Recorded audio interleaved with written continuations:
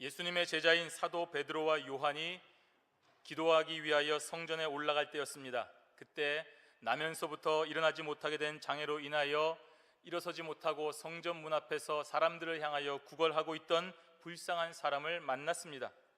베드로와 요한은 그 불쌍한 사람에게 그가 바라고 있는 금과 은을 준 것이 아니라 예수 그리스도의 이름을 전했습니다. 그 결과 그 사람은 안전뱅이에서 일어나는 역사가 일어났습니다.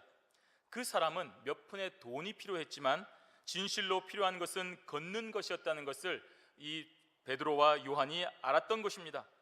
이렇게 예수 믿는 사람들은 이 세상의 사람들을 향하여서 그들이 원하는 것을 주는 것이 아니라 그들이 진정으로 필요한 것을 주어야 되는 것입니다. 그럴 때 세상이 우리를 주목하기 때문입니다. 따라서 우리는 예수 그리스도의 이름을 전해야 됩니다. 우리 주변 사람들에게 돈을 주거나 재물을 주거나 명예를 주거나 성공을 주는 것이 아니라 예수 그리스도의 이름으로 구원받고 영생을 얻어 천국에 가도록 전해야 되는 것입니다. 예수 그리스도의 이름만이 저들에게 진실로 필요하기 때문입니다. 그런데 이러한 선포에는 핍박이 따라오는 것입니다. 공중의 권세 잡은 사단이 이것을 싫어하기 때문입니다. 오늘 베드로와 요한이 행한 놀라운 일로 인하여서 당시 기득권자들인 사내들인 공회원들이 베드로와 요한을 옥에 가두었습니다. 저들은 사단의 조종을 받는 자들이기 때문입니다. 저들은 베드로와 요한에게 다시는 예수의 이름으로 가르치거나 말하지 말라고 협박을 한 후에 석방했습니다. 그러나 예수 그리스도의 이름이 전파되고 선포되는 일은 어떠한 협박과 고난에도 사라질 수가 없습니다. 왜 그렇습니까? 진리 운동이기 때문입니다. 하나님이 주관하시는 운동이기 때문입니다. 하나님이 온 세상을, 온 우주를 붙잡고 계시기 때문에, 바로 이 목적을 위하여 붙잡고 계시기 때문에 이 세상이 존재하는 한은 우리가 이 사실을 외면할 수도 없고 포기할 수도 없고 중단될 수도 없기 때문입니다. 이렇게 공중의 권세 잡은 자들이 행한 협박에도 불구하고 베드로와 요한은, 또 예루살렘 교회는 전혀 위축되지 않았습니다. 오히려 하나님 앞에 더 합심하여 기도했습니다. 그럴 때일수록 더 모여서 기도한 것입니다. 이러한 핍박이 이미 구약에 예언된 성경을 통하여 우리에게 알려졌기 때문입니다. 그럼에도 불구하고 하나님의 사명을 이루기 위하여 더 전진할 것을 다짐하는 성도들이었기 때문입니다. 이러한 합심 기도의 내용을 기록한 오늘 본문을 통하여서 우리는 성령 충만함을 받은 초대교회가 박해와 핍박과 고난으로 인하여 좌절하거나 사라지는 것이 아니라 오히려 더 큰 사역을 위하여 적극적으로 기도하는 성숙한 그리스도의 교회였다라는 것을 우리가 잘 알게 되는 것입니다. 오늘도 무슨 일이 있으면 기도해야 됩니다. 힘들면 기도해야 됩니다. 내 경험과 내 생각으로 그 문제를 해결하려고 하지 말고 제일 먼저 하나님께서 어떻게 역사하시는지를 알아야 됩니다. 하늘의 하나님이 모든 것을 주관하시는 믿음이 우리에게 있지 않습니까? 그러니 왜 이런 고난과 왜 이런 핍박과 왜 이런 어려움이 우리에게 닥치고 있는가 기도하고 물어야 되는 것입니다. 그래야 모든 것이 제 자리를 찾게 되는 것입니다. 오늘 제자들의 경우도 그러했습니다. 죽게 될 것이라고 생각했던 베드로와 요한입니다. 사로잡혔습니다.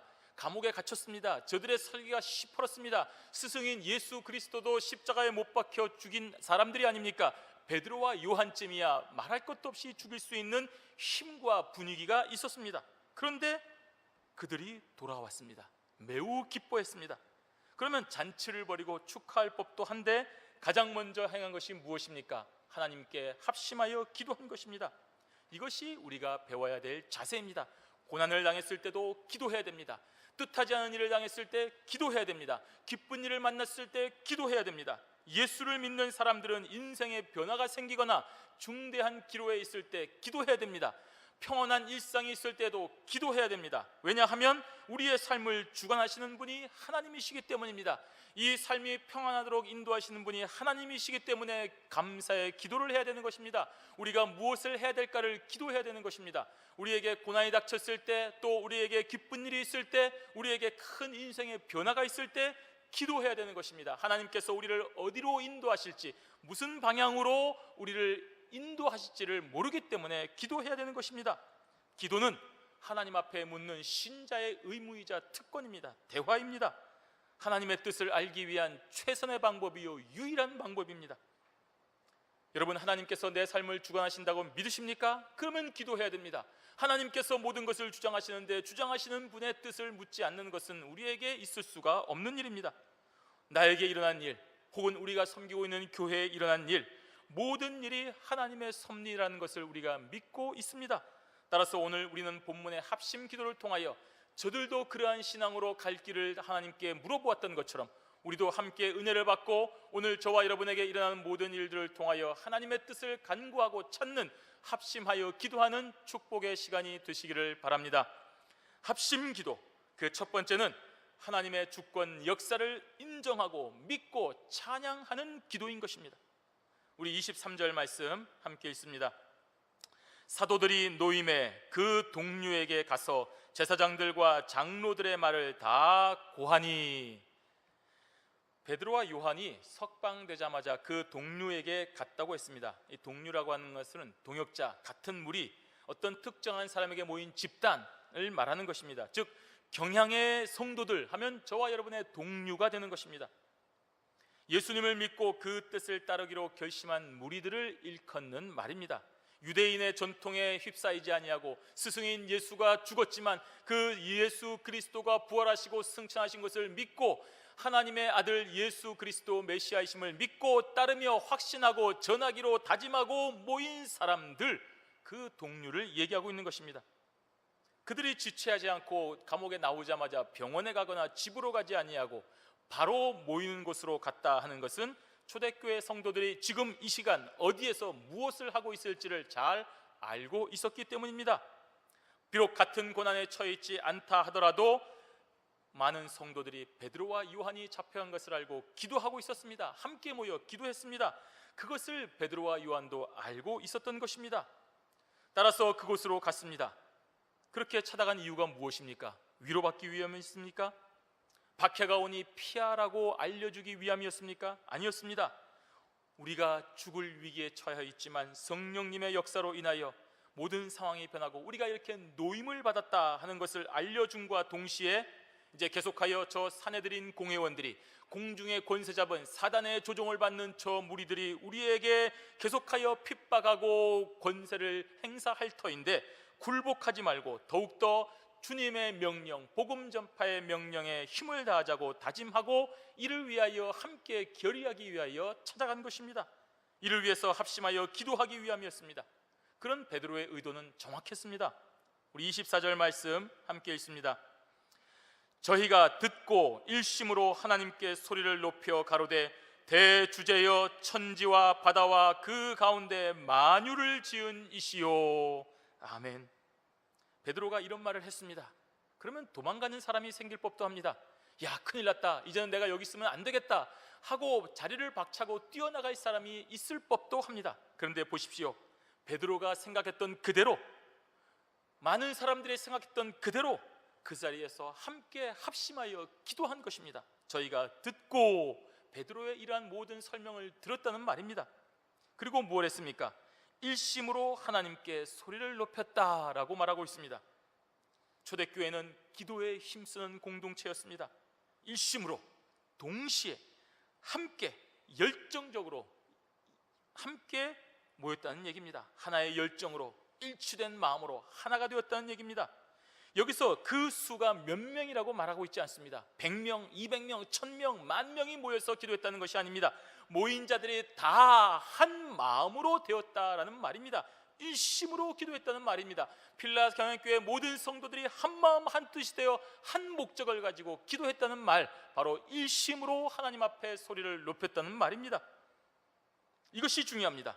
두 마음을 품지 않았습니다. 수없이 많은 사람들이 갈라지지 않았다는 얘기입니다. 바울파, 아볼로파 이렇게 나눠지지 않았다는 얘기입니다. 이 시간 중요한 것은 하나님 앞에 한 마음 한 뜻이 되어 함께 한 목적으로 기도했다는 사실입니다. 하나가 되어 하나님 앞에 기도하고 있다는 말입니다. 소리를 높여 기도했습니다. 열정적으로, 통성으로 기도했다는 말입니다. 전심전력으로 기도하기 시작했더니 소리가 높아지는 것입니다. 여러분, 기도할 때 그렇습니다. 열심히 기도할 때 자연적으로 소리가 높아지게 되는 것입니다. 지금 다른 상황 고려할 때가 아닙니다. 내가 기도가 크게 해서 다른 사람이 또 보고 우리가 이상한 짓을 하는지, 또 찾아와서 잡아가면 어떻게 하지, 그런 생각하고 있을 겨를이 없다는 말입니다. 오로지 이 순간 한마음 한뜻이 되어 기도할 때에 성령님의 역사가 임재하심으로 하나님 앞에 한 목소리로 함께 합심하여 기도하는 은혜가 있었다는 말입니다. 하나님만 바라보아야 하는 때입니다. 내일 죽을지 알 수 없는 상황이지만 그것이 우리에게 가야 될 길이라고 한다면 받아들이겠다고 하는 결심으로 가득 찬 기도였기 때문입니다. 지금 밖에서 우는 사자와 같이 믿는 사람들을 잡으려고 하는 이때에 상식적으로 숨죽여서 아무것도 없는 것처럼, 변화가 없는 것처럼 기도하고 있어야 될 터인데, 오히려 소리를 높여 기도하고 있다는 사실은 바로 이들이 여호와 하나님께서 모든 것을 주관하고 계신다는 이 믿음을 확실히 가지고 있는 성도라는 것을 보여주고 있는 것입니다. 그 기도의 처음 내용이 무엇입니까? 하나님께서 모든 것을 주관하신다는 말입니다. 기도의 대상인 하나님의 실체를 정확하게 고백을 하고 있습니다. 보십시오. 대주제여, 천지와 바다와 그 가운데 만유를 지은 이시오. 이 세상을 창조하신 창조주가 되시며 모든 과정을 주관하시는 절대적인 주권자이심을 고백하고 있는 것입니다. 여러분, 기도할 때 가장 먼저 고백하는 기도의 제목이 왜 대주제가 됩니까? 지금 하루 동안 감옥에 갇혔다가 다시 협박과 위협으로, 또다시 그러면 너 잡혀서 이제는 생명을 보존하기가 어렵다는 그런 무시무시한 협박을 받은 그런 사람들에게 불법적인 재판 과정을 겪고 난 베드로와 요한, 그리고 그들을 애타게 기다렸다가 마침내 석방된 그들로부터 모든 정황을 들은 초대교회 성도들이 드린 기도의 처음 단어가 바로 대주제라는 이 사실은, 비록 지금 우리가 살고 있는 세상이 로마 제국이라고 하는 사람들이 통치하고 지금은 사내들인 공의원들이 권세를 잡고 있는 것처럼 보이지만, 그 현상 너머에 실제로 저들을 통제하시는 분이 그들이 믿는 하나님이라는 신념의 표출을 보여주는 것이 대주제라는 것입니다. 비록 지금은 우리는 알지 못하고 두렵고 떨리는 것입니다. 잡혀갈 수도 있습니다. 핍박을 당할 수도 있습니다. 그러나 이 모든 것이 다 하나님께서 허용하신 그 범위 안에 일어나는 일임을 전적으로 고백하는 단어가 대주제라는 것입니다. 대책회의 먼저 하지 않습니다. 야, 이제 어떡할까? 깊이 파고 들어갈까? 335 모여서 이 사람 저 사람 다른 곳으로 흩어질까? 비상연락망 가동하고 앞으로 모임을 줄이고 지하로 잠적하는 그런 실제적인 문제를 논의하지 않았습니다. 생명의 위협 앞에서도 통치자이며 주관자이신 하나님께서 모든 것을 주관하시는 분이십니다. 대주제이신 하나님이심을 찬양하고 믿습니다 라고만 고백을 하는 것입니다. 여러분, 이렇게 상황 인식 제대로 하지 못하고 광신적으로 기도하는 사람을 우리가 볼 수 있습니다. 그럼 그 사람이 잘못된 것입니까? 과연 지금 저들이 자신들을 둘러싼 상황이 어떤지 모르고 있기 때문입니까? 이어지는 구절을 보면 저들은 그렇지 않고 자신들이 어떤 상황에 놓여 있는지를 정확하게 알고 있는 것을 볼 수가 있습니다. 우리 25절과 26절 말씀을 함께 읽습니다. 또 주의 종 우리 조상 다윗의 입을 의탁하사 성령으로 말씀하시기를 어찌하여 열방이 분노하며 족속들이 허사를 경영하였는고 세상의 군왕들이 나서며 관원들이 함께 모여 주와 그 그리스도를 대적하도다 하신 이로소이다. 아멘. 보십시오. 이러한 핍박이 갑자기 이루어진 것이 아니라 이미 우리가 알고 있는 구약 성경에 잘 기록이 되어 있고 예견되어 있음을 고백하고 있는 것입니다. 알고 있었다는 말입니다. 준비하고 있었다는 말입니다. 여기에서 이 열방은 유대민족을 제외한 이방 국가를 가리키는 단어입니다. 그리고 족속들이라고 하면 유대민족을 가리키는 말입니다. 따라서 예수님은 열방인 로마로부터 순환을 받았을 뿐만 아니라 족속인 동족으로부터도 핍박을 받았음을 나타내는 말입니다. 구약의 시편 2장 1절에서 2절까지의 인용이 됩니다. 세상의 관원들은 열방과 같이 로마의 세력을 말하며, 관원이라 함은 족속들로 대변되는 유대의 위선적인 종교인들, 사내들인 공의원들, 기득권자들을 말하고 있는 것입니다. 그런데 시편 2장 2절에서는 주와 그 그리스도를 가리켜 여호와와 그 기름 받은 자라고 말하고 있습니다. 따라서 이러한 세상의 군왕들과 관리들이 대적한 대상은 하나님과 그리스도가 되는 것입니다. 더 나아가 예수를 믿고 전하는 성도들을 핍박하는 것도 그리스도와 더불어 하나님을 대적하는 것이 되는 것입니다. 지금 초대교회 성도들은 산헤드린 공회의 위협과 협박을 단순히 우리 개인적인 이해관계의 일로 여기지 아니하고 바로 이와 같이 사단이 세력이 하나님을 대적하는 일로 정확하게 해석하고 인식하고 있었습니다. 정확한 인식입니다. 성경 인식이 맞는 것입니다. 여러분, 예수 믿지 않는 사람이 우리를 핍박하는 것은 우리를 미워해서가 아닙니다. 우리 안에 있는 예수 그리스도, 즉 저들을 붙잡고 있는 공중의 권세 잡은 자들이 하나님의 세력과 충돌하는 것입니다. 여러분의 개인이 미워서, 여러분을 싫어해서 그런 것이 절대로 아니라는 것을 알아야 됩니다. 에베소서 6장 12절에 보시면 우리의 씨름은 혈과 육에 대한 것이 아니요 정사와 권세와 이 어두움의 세상 주관자들과 하늘에 있는 악의 영들에게 대함이라 라고 분명히 기록을 하고 있습니다. 무슨 말입니까?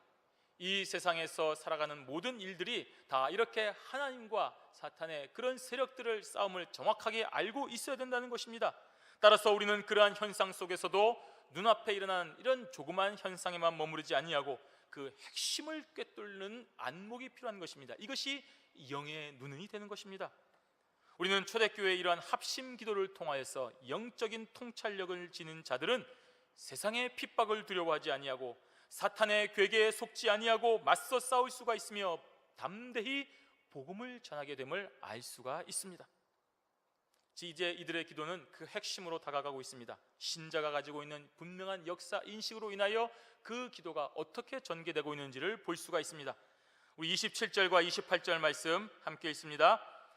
과연 헤롯과 본디오 빌라도는 이방인과 이스라엘 백성과 합동하여 하나님의 기름 부으신 거룩한 종 예수를 거스려 하나님의 권능과 뜻대로 이루려고 예정하신 그것을 행하려고 이 성에 모였나이다. 열방, 세상의 군왕들, 이런 사람들은 빌라도로 지금 대표가 되고 있습니다. 족속들과 관원들은 헤롯으로 대표되고 있습니다. 이는 구약의 예언들이 하나도 어그러짐 없이 분명하게 성취되었음을 보여주고 있는 것입니다. 이방인과 이스라엘 백성이 합동하였다고 했습니다. 헤롯과 빌라도 서로 원수처럼 싫어하는 사람들이었습니다. 그런데 신기하고 놀랍게도 예수를 십자가에 못 박는 일에는 일치됐습니다. 이것은 분명 이들이 사탄의 하수인임을 증명하는 일입니다. 선민으로 자처하면서도 이방인을 개만도 못하게 여기는 사람들면서도 그런 이방인들과 손을 잡았다는 사실은 복음을 반대하기 위해서는 어떠한 일도 할 수 있다는 것을 보여주고 있습니다. 이처럼 우리는 사단에 연합한 세상과 싸워야 됩니다. 함께 갈 수가 없습니다. 하지만 성숙한 그리스도인들은 이러한 세상의 야합과 대적에 대하여 분노하거나 피하고만은 있지는 않습니다. 모르면 분노하지만 그럴 줄 알고 있다면 그 이후에 어떻게 할 것인가를 생각하는 것입니다. 하나님의 권능과 뜻대로 이루려고 예정하신 그것을 행하려고 이 성에 모였나이다 라고 했습니다. 앞선 24절에는 창조주이심을 고백했고 25절에는 하나님의 계시를 말했고 28절에서는 계획하시고 섭리하시는 분이 하나님이심을 고백하고 있습니다. 즉 헤롯과 빌라도와 같은 악인들의 행위도 하나님께서 예정하신 십자가 구속 사역을 이루는데 이용하시는 분이십니다. 그렇다고 해서 하나님께서 이들을 충동하거나 강박하여서 예수를 죽이게끔 이렇게 유도한 것은 절대로 아닙니다. 이것을 착각하면 우리는 그 죄의 책임이 하나님께 있는 것처럼 여기게 되는 것입니다. 선악과를 만든 분이 하나님이시고 인간이 결국 그 열매를 먹을 것을 알면서도 놓아두었기 때문에 하나님이 사실은 악한 것의 조성자가 아니시냐라는 그런 말도 안 되는 논리를 주장하게 되는 것입니다. 그러나 신자인 우리는 오히려 피조물임에도 불구하고 우리에게 자유의지를 주셔서 하나님을 기쁘시게 하는 선을 행할 기회를 주셨는데 그렇게 하지 못하고 악을 행한 것을 기억해야 됩니다. 우리는 마땅히 죽어야 하지만 하나님의 크신 은혜로 그마저도 예수 그리스도를 통하여 극복할 수 있도록 섭리하신 하나님의 사랑을 찬양해야 하는 것입니다. 악인은 자신의 자유의지를 따라 예수님을 십자가에 못 박았습니다. 그렇게 하지 않을 수도 있었지만 기득권 유지라는 정욕에 휩싸여서 예수님을 못 박은 것입니다. 그러나 하나님께서는 그러한 악행마저도 구속 역사를 이루어 가시는 하나의 수단으로 선용하셨습니다. 모든 것이 합하여 선을 이루는 놀라운 일을 행하시는 분이 전능하신 하나님이십니다. 오늘 본문의 합심기도는 바로 이러한 고백을 드리는 기도입니다. 이러한 기도를 드리는 신자는 내일을 이를 위하여 근심하지 않습니다. 이 세상의 명예를 얻기 위하여, 재물을 얻기 위하여, 성공을 하기 위하여 날마다 노심초사하지 않습니다. 어떠한 어려움과 아픔이 있더라도 오히려 대주제이신 하나님의 크고 놀라우신 주권 역사만을 믿고 찬양합니다. 저와 여러분이 합심하여 드리는 기도가 바로 이렇게 올바르고 크신 하나님의 주권 역사를 인정하고 찬양하는 기도로 시작하시기를 바랍니다. 합심기도 그 두 번째는 바로 신자에게 주어진 거룩한 사명을 완수하게 해달라는 기도가 되는 것입니다. 우리가 알기로 기도는 소극적이라고 생각합니다. 현실을 도피하는 것처럼 생각을 합니다.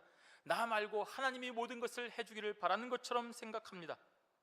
하지만 기도는 오히려 이 세상에서 가장 적극적이며 능동적인 결단이라는 것을 우리가 알아야 됩니다. 신자의 기도는 힘이 있고 분명한 결과를 가져오기 때문입니다. 오늘 본문의 예루살렘 성도들의 합심 기도는 대주제이신 하나님을 찬양하고 이어서 그 하나님이 기뻐하시는 영광된 사명을 우리로 하여금 완수하게 해달라는 기도로 이어지고 있습니다. 하나님을 인정하고 찬양하고 이제는 그 하나님이 우리에게 맡겨주신 사명을 감당하게 해달라는 기도가 되는 것입니다. 29절과 30절 말씀 함께 읽도록 하겠습니다.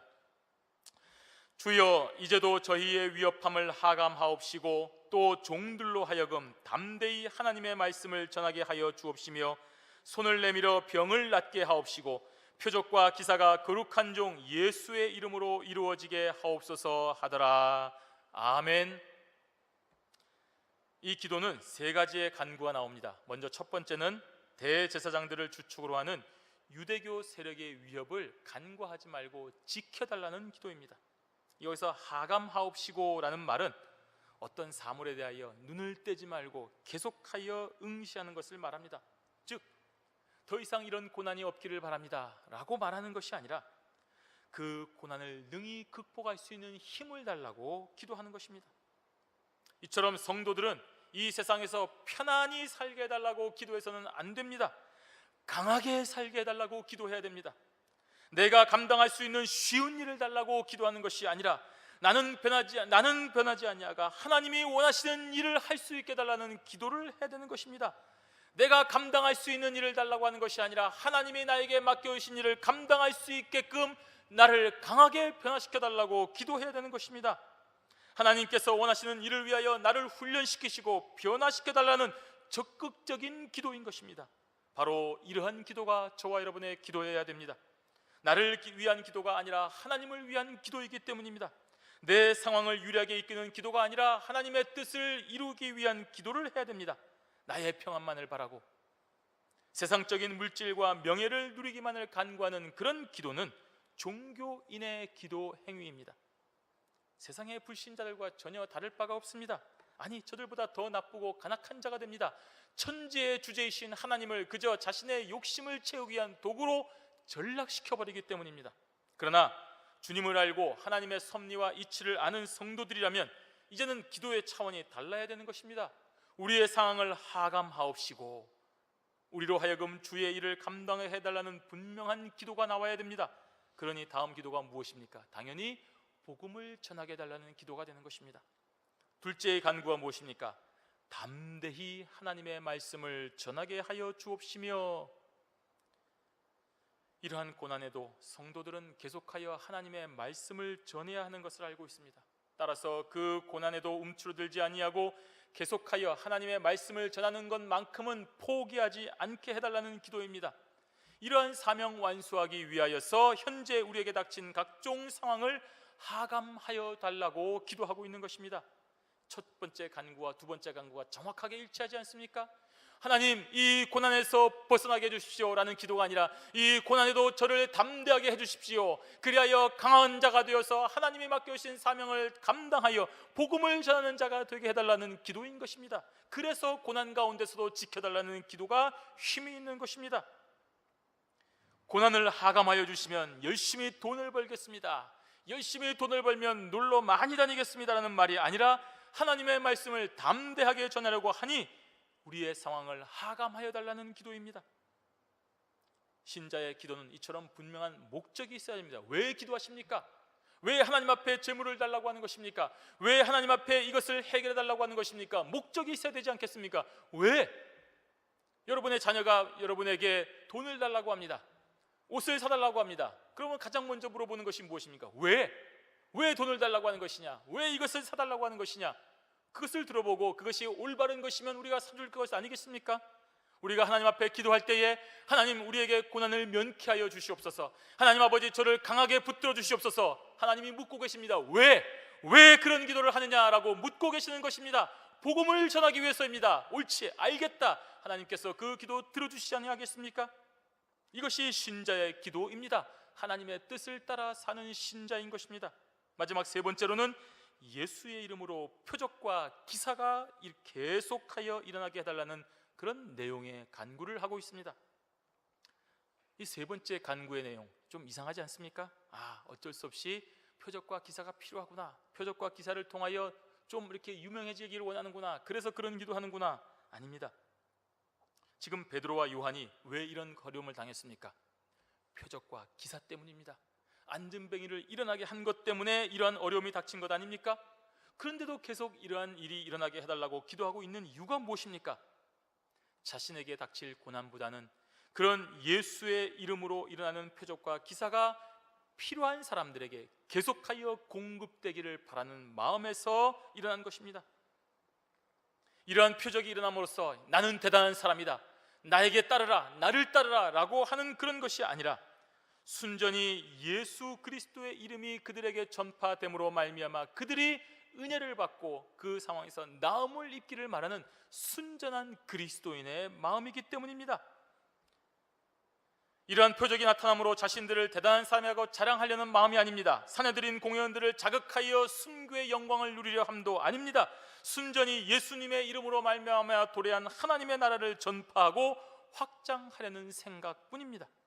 그리고 그 표적과 기사로 말미암아 죄에서 자유함을 누리게 될 수많은 영혼들을 생각하였기 때문에 이러한 간구를 드린 것입니다. 비록 나에게 일어날 수 있는 고난과 아픔이 있다 하더라도 그럼에도 불구하고 그 일로 인하여 하나님의 백성이, 잃어버린 아브라함의 자손이 돌아오고 위로를 받고 건지심을 받는다면 당연히 어떠한 고난과 아픔도 감수하겠다는 그런 기도입니다. 바로 이기주의가 아닌 이타주의의 기도입니다. 인본주의가 아닌 신본주의의 기도입니다. 세상의 나라를 생각하지 아니하고 하나님의 나라를 생각하는 그런 기도입니다. 신자의 기도가 이와 같아야 됩니다. 우리에게 주어진 사명이 우선하는 기도를 해야 됩니다. 그런 기도를 하나님께서 기뻐하시기 때문입니다. 오늘 예루살렘 교회의 기도가 이러하였습니다. 그들이 그러한 기도를 하자마자 하나님께서 바로 응답해 주셨습니다. 왜 그렇습니까? 지체할 이유가 하나도 없기 때문입니다. 사람의 욕심이나 간악한 의도가 전혀 없는 기도이기 때문입니다.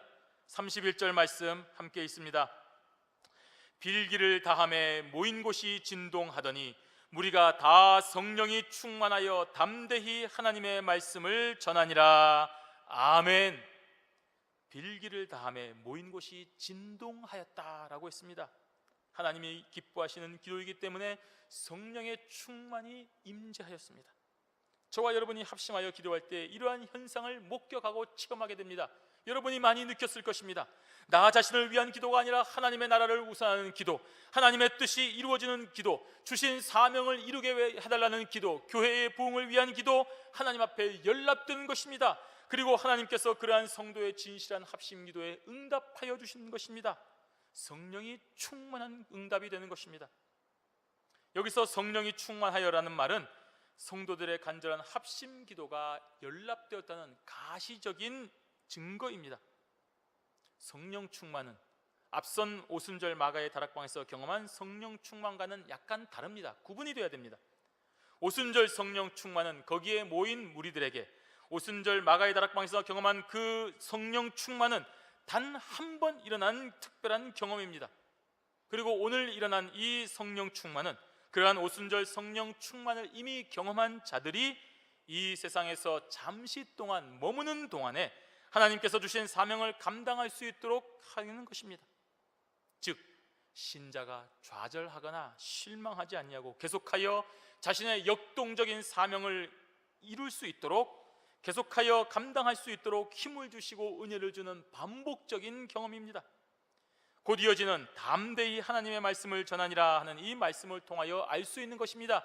핍박에도 불구하고 하나님의 말씀을 담대하게 전할 수 있었습니다. 바로 성령 충만함이 있기 때문입니다. 하나님께서 저와 여러분에게 기도하는 자에게 힘을 주십니다. 용기를 주십니다. 하나님의 뜻을 이루려고 하는 저와 여러분들에게 하나님께서 성령의 충만함을 주십니다. 사람으로 인하여 피곤합니까? 여러 가지 문제로 인하여서 낙심되었습니까? 주위를 둘러봐도 아무런 희망이 없습니까? 그래서 오늘도 처진 상태에 있지만 하나님께서 예배를 통하여, 기도를 통하여 말씀을 주시고 힘을 주시고 성령의 충만한 임재를 여러분에게 주시는 그 결과 우리가 힘을 얻고 복음을 전파하게 되는 것입니다.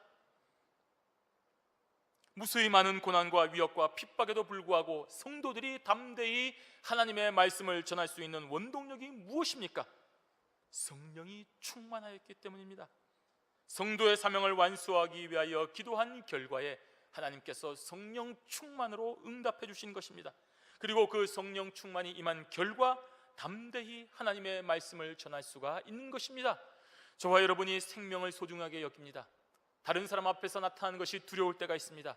자존심이 허락하지 않을 때가 있습니다. 그러나 성령 충만함을 받으면 이 모든 것이 사라지고 담대히 하나님의 복음을 전하게 되는 것입니다. 이것이 바로 저와 여러분이 합심하여 기도한 결과 나타나는 일인 것입니다. 따라서 주님의 일은 기도함으로써 해야 됩니다. 사람의 생각과 사람의 뜻으로 하는 것이 아니라 하나님 앞에 기도하고 합심하여 한 마음으로 일심으로 기도한 결과 하나님께서 응답해 주시고 그 응답으로 말미암아 하나님의 일을 감당하는 것이 하나님의 일인 것입니다. 성도 여러분, 오늘 사도들은 최악의 상황에서도 하나님만 의지하며 합심하여 기도했습니다. 그 기도의 내용은 고난을 피하고 복만 달라고 하는 그런 기도가 아니었습니다. 하나님의 뜻을 이루기 위하여서 어떠한 고난도 이겨낼 수 있는 힘을 달라는 차원 높은 기도였습니다. 또한 뻔한 위험이 있음을 알면서도 예수의 이름으로 일어나는 표적과 기사가 더 많아지고 주목받기를 원했습니다. 중단하지 말아달라고 기도했습니다. 비록 자신들은 그로 인하여 주목을 받고 위협에 처할 수도 있지만 하나님의 은혜가 필요한 자들에게 표적과 기사가 주어지기를 원했기 때문입니다. 그렇게 희생하고 인내하며 전하는 것이 바로 신자가 이 땅에서 감당해야 될 사명인 것을 알았기 때문입니다. 오늘 저와 여러분도 이와 같은 신앙의 고백을 감당해야 됩니다. 결코 저와 여러분이 처한 환경을 바꿔달라고 기도해서는 안 됩니다. 내가 아는 문제만 시험에 나와달라고, 내가 할 수 있는 것만 하게 해달라고 그런 기도를 하는 것이 아니라 하나님, 저에게 주신 사명 완수하기 위하여 저를 강하게 만들어 주십시오. 저를 훈련시켜 주십시오. 이 훈련 가운데서 능히 이길 수 있는 힘과 용기를 달라고 기도해야 되는 것입니다. 그렇게 우리가 먼저 변하기를 기도하는, 그렇게 차원 높은 기도를 통하여 하나님 앞에 칭찬받는, 성령이 충만하여 담대히 복음을 전하는 경양의 성도들이 되시기를 주님의 이름으로 축원합니다. 아멘.